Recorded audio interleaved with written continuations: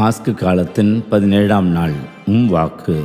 உயிர்ப்பின் காலத்தில் நமக்கு என்ன இறைவன் தருகிற வாக்குதத்தம் அல்லது உறுதிமொழி என்று பார்க்கிற பொழுது, இயேசு ஆண்டவர் நற்செய்தியில் நமக்கு இன்றைக்கு சொல்லுகிறார், என்னை அனுப்பினவரின் திருவுளம் மகனை கண்டு அவரிடம் நம்பிக்கை கொள்ளும் அனைவரும் நிலை வாழ்வு பெற வேண்டும் என்று தந்தை விரும்புகிறார் என்று நமக்கு அவர் இந்த தெய்வீக உணவை பெறுகிற பொழுது நற்கருணையின் வாயிலாக நிலை வாழ்வை கொடையாக கொடுக்கிறார்.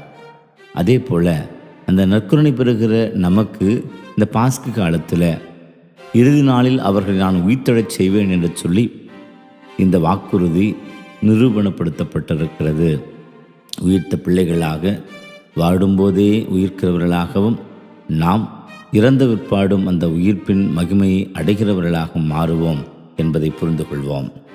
மேலும் நாம் முதல் வாசகத்தில் பார்க்கிறோம், எருசலேமில் திருச்சபையானது அதிகமான துன்புறுத்தலுக்கு ஆளாகிறது.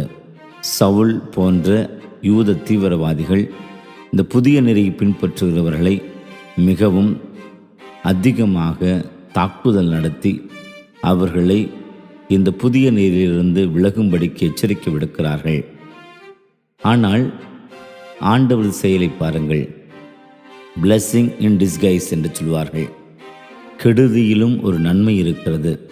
அதுபோல் யூதேயா சமாரியா பகுதிகளில் எருசலேமிலிருந்து வெளியேற்றப்பட்ட கிறிஸ்துவை நம்பினவர்கள் அங்கு புதிய இடங்களுக்கு சென்று தங்களது வாழ்வை தொடர்கிறார்கள். ஆனால் அவர்களது இயேசுவின் வழியில் நடந்து கொள்ளுகிற நற்செய்தி வாழ்வை பார்த்தவர்கள் அவர்களும் இயேசுவை பற்றி அறிந்து கொண்டு அவரை ஏற்றுக்கொள்ள முயற்சிக்கிறார்கள். கெடுதியிலும் நன்மை இதுதான். நம்முடைய வாழ்வில் பல நேரங்களில் கெடுதிகள் நடக்கிற போது நாம் தோண்டு விடுகிறோம். ஆனால் கடவுளோ வேறு திட்டத்தை வைத்திருக்கிறார். ஆகவே அப்படிப்பட்ட நன்மைத்தனத்திற்காகவும் நன்மை நடைபெறுவதற்காகவும் காத்திருப்போம். இறை ஆசீர். அல்லேலூயா.